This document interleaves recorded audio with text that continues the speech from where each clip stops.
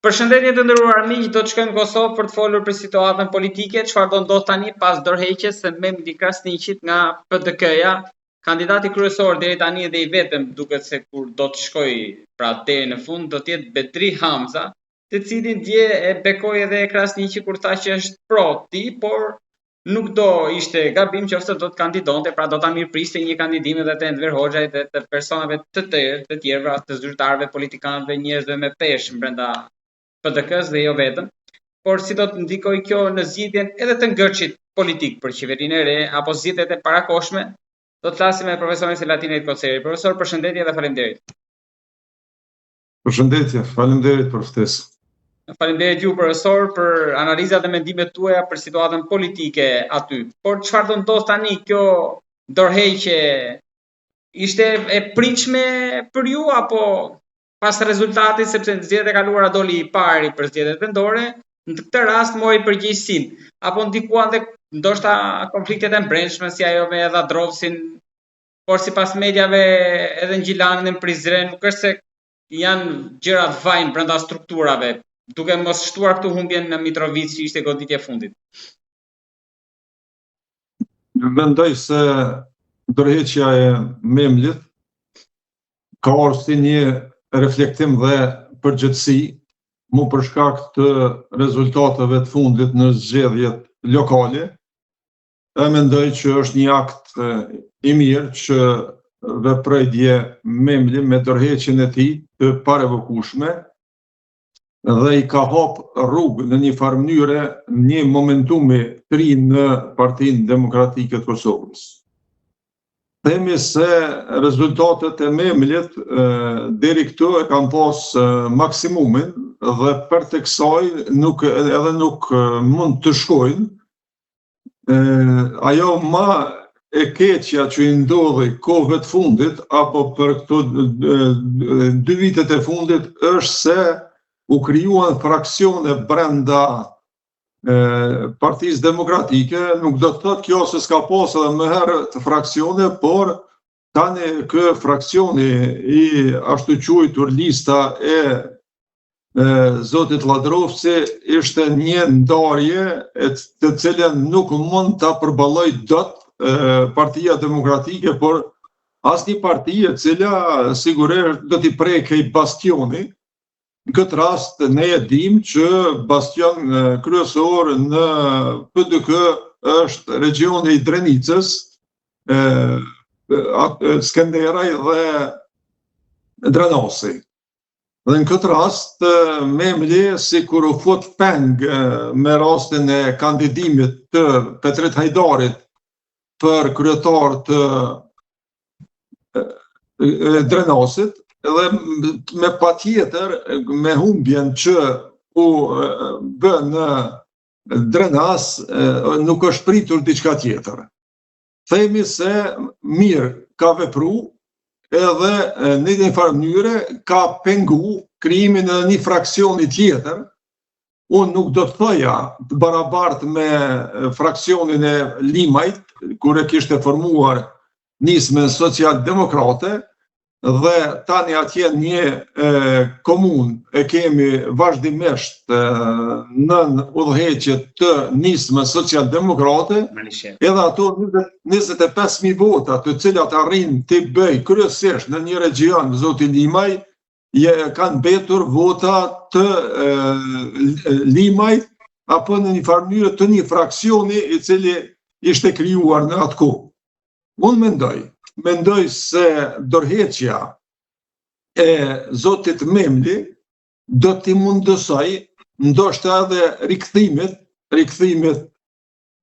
të zotit Limaj brenda radhëve të PDK-s, aty edhe ku e ka vendin, aty edhe ku më së miri do të performonte. Koalicion apo shkrirje? Po cilat do që tjetë, edhe koalicioni, edhe shkrirja, do t'ishte më e mirë shkrirja, por edhe me koalicion nuk ka gjë të keqe, sepse edhe ashtu zoti Limaj është një prej kuadrove të cilat janë themelues të Partisë Demokratike dhe është një person jashtëzakonisht me ndikim në këtë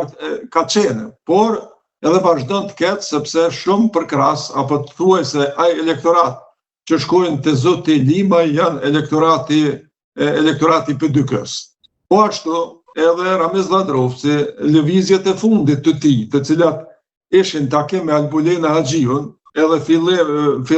filloi që ketë një lloj kërcënimi se nëse ai nuk lejohet, atij nuk i lejohet rikthimi në PDK, atëherë ai do të bashkangjitet apo do të ketë një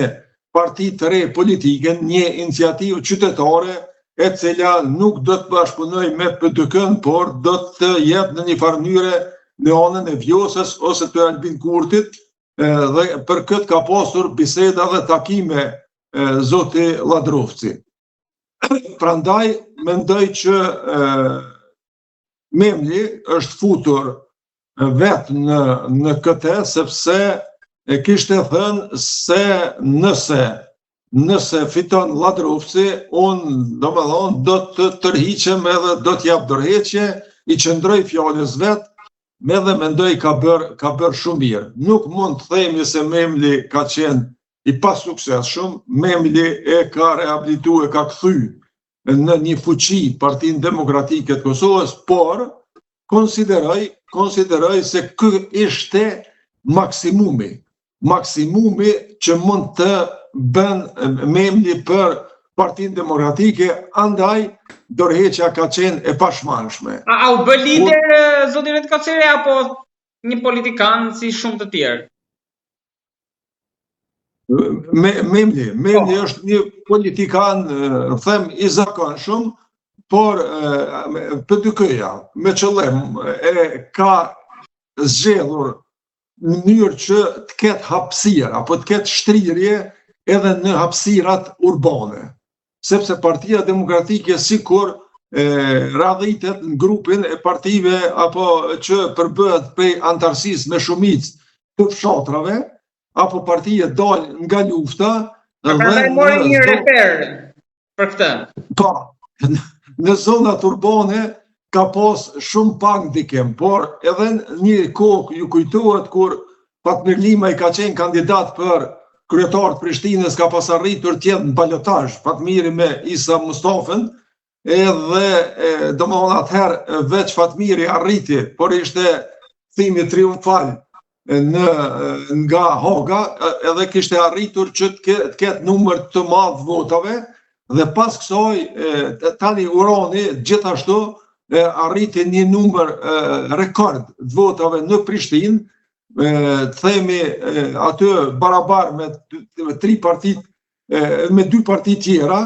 gjë që ka qenë thujse e pamundur. Kjo u bë fal Memlit edhe fal Uran Ismailit, por mendoj që këta djem tri gjeneratës mesme, nuk do të thoja që tani më janë të rinj, do të arrijnë ta mbajnë këtë elektorat në Prishtinë, edhe të lëshohet rrugë dikujt tjetër të vijë në Partinë Demokratike, dikush që do të arrijnë të bashkojë copëzat, fraksionet në një copë të madhe. Unë mendoj që po Partia Demokratike, kuadrët të mira, janë në gjendje të bashkojnë, apo janë përbashkues. Njëri prej tyre është miku im, kolegu nga profesioni, zoti Bedri Hamza, i cili është njeri pragmatik, është njeri që më tepër teknokrat, që i takon elitës profesionale, që i takon elitës intelektuale në Kosovë, është një njeri i urtë dhe për këtë i dishëm, ekonomist i zgjuar, edhe këtë moment Kosova më shumë se kur ka nevojë për jo vetëm PDK-ja, po Kosova ta ketë në kry një njeri të kalibrit të zotit Hamza. Këtu Enver Hoxhaj do ta po të vinte në shprehje, ai e fundos. Ai e kthen një herë. Enver Hoxhaj e shprehur, mos gaboj që nuk i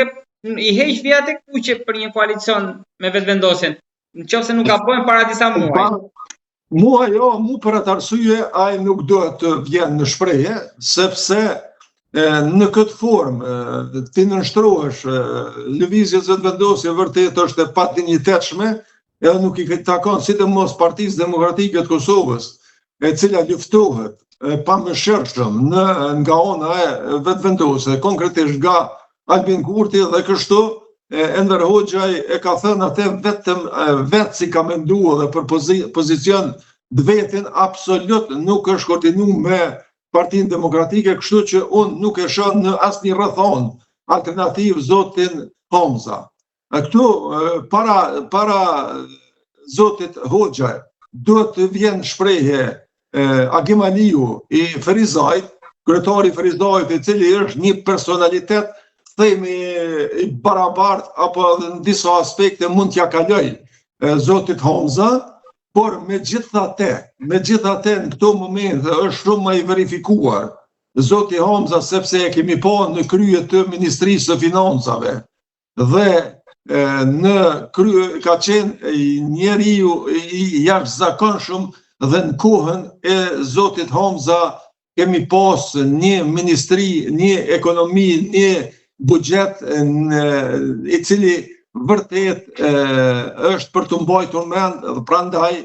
unë mendoj që zoti Homza do të arrijë ta konsolidoj Partinë Demokratike, do të arrijë ta stabilizoj gjendjen mes të Skenderajt dhe Drenasit, që nuk i kemi mirë ta dy lider, zotin Lushtaku edhe zotin Ladrovci, do të arrijë t'i pajtoj. Gjithashtu do të shkoj edhe në Kaçanek, edhe aty ka pas probleme të theksuara, megjithatë e fitoi Partia Demokratike edhe një mandat kryetarin, por ishte në minimumin edhe ka rrezik që aty nga votat e diasporës të triumfoj për kandidati i vetëvendosjes, edhe aty mu për shkak të fraksioneve dhe defekteve, gabimeve të cilat i bëri zoti Memli Krasniqi me kandidimet e tij, edhe me përçarjet që ndikojnë në mos rregullim të raporteve në këto komuna, ndikoi që të vinë rezultatet në zgreps. Gjithashtu, edhe për Mitrovicën, fajtor kryesor në këtë rast ka qenë zoti Memli Krasniqi, i cili vërtet fare pak bëri me partinë e tij për të ndihmuar Arjan Tahirit, derisa në anën tjetër lëvizja vetëvendosja apo Albin Kurti ishte ditë e natë në Mitrovicë për të ndihmuar Pecit. Të gjitha sondazhet, të gjitha anketat, të gjitha analizat, gjithçka ka treguar në favor, ka dhënë rezultat në favor të zotit Arjan Tahiri, përveç në fund kur dha rezultat vjedhja industriale e votave, siç kishte ndodhur në vitin 2010 dhe akuzohej më të madhe Partia Demokratike se në atë kohë ka pas vjedhje industriale. Tani kemi pas vjedhje industriale jo vetëm në Prizren, por ka pas vjedhje industriale edhe në Obiliq e në komuna tjera, ku edhe në Prishtinë ka pas vjedhje nga ana e vetëvendosjes, përkundër që fitoi zoti Përparim Roma, fitoi me një diferencë të vogël, ai në bazë të krejt analizave që janë bërë në teren është dashur të ketë një fitore më të madhe, por ndikoi edhe ndarja 100 euro për student, ndikon edhe ato premtimet për rritje të pagave, pensioneve, pagës minimale, edhe disa premtime tjera të kota, të cilat sigurisht nuk do të mund t'i realizonte në asnjë mënyrë, por arriti duke pas buxhetin nën kontroll të ndajnë nga 100 euro në natën e zgjedhjeve dhe ti uroj të gjithë studentët me një mesazh individual, gjë që ishte vërtet diçka e paparë deri më tani në Kosovë. Kjo bëri që Arjan Tahiri të humbë, sepse Arjan Tahirit ju vëll fitoria, edhe për këtë nuk bëri mjaft Partia Demokratike qendra, e sidomos Memli Krasniqi i ka pas borxh të jashtëzakonshëm për atë djalë të ri, i cili edhe mund të dëshpërohet të dalë nga politika për shkak se ju vë rezultati edhe për shkak të mungesës ndihmës nga ana e tij. Pastaj mendoj edhe në keqe tjetër që i ndodhi zotit Memli, filloi të përzihet edhe babai Milazim Krasniqi, me disa shkrime, edhe ai është një element shumë negativ në rrjedhat politike të Kosovës. Po përse? Po përziti atje edhe fenë edhe ku ta dijon me një shkrim dhe në kontestin ai mendonte pozitiv, por ajo ndikoi negativisht e Arjan Tahiri, edhe përzirja direkte në Milazim Krasniqit, i cili ka qenë eksponent shumë i madh i Lidhjes Demokratike të Kosovës, dhe gjithmonë ky memli e ka pas një lloj frige, një lloj, çka të themi, të keqe që mund t'i vinte nga babai i tij, edhe kjo i erdhi në kohën, momentin më kritik të ekzistencës politike të zotit Memli, për të cilin mendoj se mirë ka bërë që ka dhënë ndërheqje edhe do t'i jep hapësirë Partisë Demokratike edhe me zgjedhjen e Betri Hamzës. Unë jam i bindur që me 17 nëntor Betri Hamza do t'jetë kryetari i Partisë Demokratike, edhe me këtë Partia Demokratike do ta synoj, edhe pse është shumë shkurt afati, mund t'jenë 10 orë, me 28 vjetor zgjedhjet, nëse nuk ka lënë. Unë edhe me një shkrim timin në Facebook kam kërkuar apo në një farë mënyre të votohet. Disa shenja janë nga Aleanca për Ardhmërinë e Kosovës që të votohet qeveria e Glauko Njusës në mënyrë që të kalojnë buxheti, të kaloj buxheti i Kosovës, të kaloj buxheti i radio-televizionit të Kosovës, të kalojnë disa marrëveshje ndërkombëtare të cilat e kërkojnë ratifikimin. Profesor, ju po thoni që ka shanse që të kemi një qeveri Konjufca kryeministër, ndoshta Betri Hamza, ndoshta edhe për të kaluar të ngërç, edhe pse të gjithë do donin një qeveri stabiliteti për të paktën një mandat, të ishte zëvendës kryeministër dhe ministri i financave, dhe ndoshta Haradinaj president, ajo ëndra e vjetër. Ka shanse kjo? Unë mendoj që shancat kanë qenë ideale, edhe me Glauko Njufsen kryeministër. Pra pa Kurti trinte në parlament edhe kryetar partie. Jo me kabinetin e njëjtë, por me një qeveri teknike, me një numër shumë më të vogël të ministrave, për gjysmë numër më të vogël, të përfshihen ministra vetëm për disa digastere kryesore të qeverisjes, edhe ministri tjera që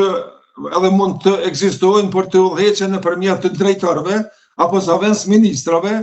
derisa një qeveri teknike edhe në krye me Glauko Njufsen gjë të keqe s'ka pas, por në asnjë ky është rreziku më i madh. Rreziku më i madh që nuk ka lënë. Kjo mu për shkak se vetëm ka ndrru vendin, edhe derisa aty nën hije është Albin Kurti, unë mendoj që Glauko Njufsa mund të jetë vetëm vegël, vetëm një mjet për të kryer punë. Nuk lejojnë të përdoret? Nuk lejon Albin Kurti në asnjë mënyrë dikën tjetër, me qëllim ai e ka ndrru pozicionin edhe është vendosur nga pozita kryeministrit në zavens kryeministër për të penguar apo për të shkuar agjendat e tij në vend, e kjo është rreziku që Aleanca edhe mos ta votoj. Daut Haradinaj e përmendi një qeveri tranzitore, një qeveri teknike, deri spaku një vjeçare, për të i kaluar ky ngërç, kjo bllokadë e cila po shkaktohet, dhe për këtë ndoshta do të reflektojnë deri edhe 4-5 ditë deri kur ka mbet, mund të thirret mbledhja nesër, nëse thirret nesër mund të hënën ose të martën mbledhja e kuvendit, edhe të tentohet kalohet një qeveri. Unë për hir të Kosovës, për hir të ardhmes, për hir të projekteve, për hir të fondeve ndërkombëtare të cilat po na humbin, veç 300 milion janë prag të humbjes, apo veç i kemi humbur ato, mos vazhdohet humbi me edhe mjet e tjera, nga 1 miliard e më tepër që janë të dedikuara nga fondet e Bashkimit Evropian për Kosovën, unë mendoj që duhet kalohet një qeveri, pastaj mos vjen deri te kriza. Edhe tjetra, afati, 28 dhjetori, nuk është në asnjë mënyrë i përshtatshëm për partitë ish opozitore, sepse aty kalkulon edhe e ka pru me qenë se humbi rastin, Kurti, të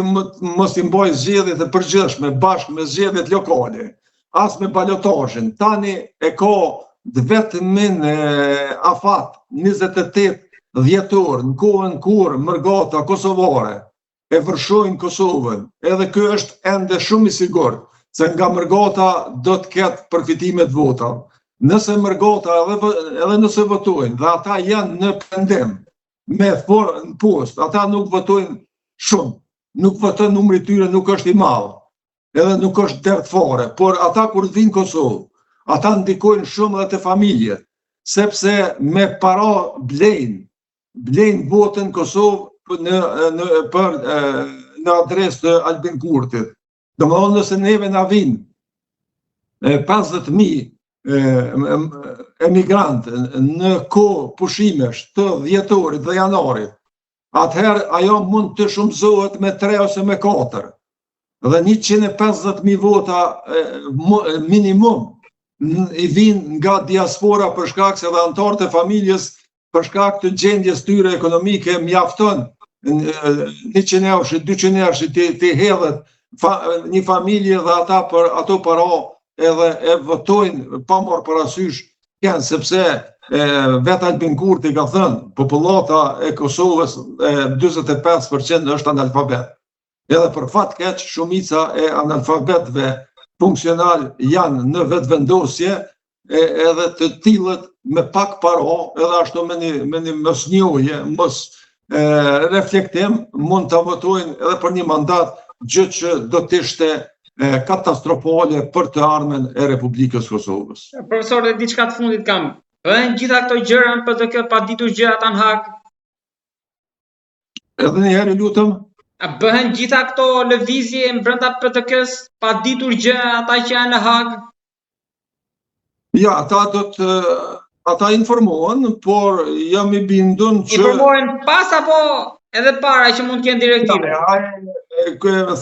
Memli tha që janë informuar për mediave, por unë mendoj që janë informuar dhe drejt për drejt. Edhe ka pas pëlqimin edhe Memli që të tërhiqet për shkak të Drenasit, Skenderajt edhe të disa, edhe Prizreni ka pas bukur probleme serioze,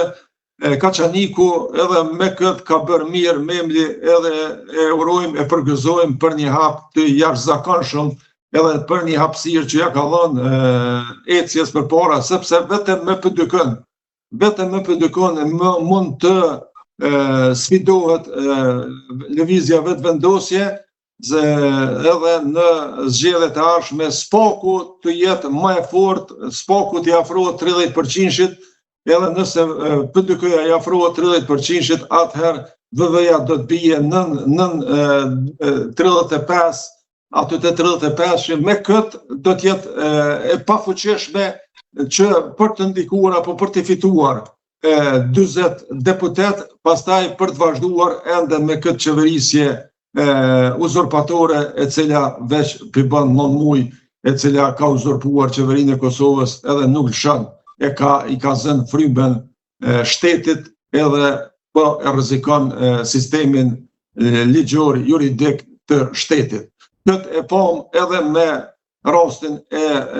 prokurorisë, intervenimit të prokurorit në Mitrovic,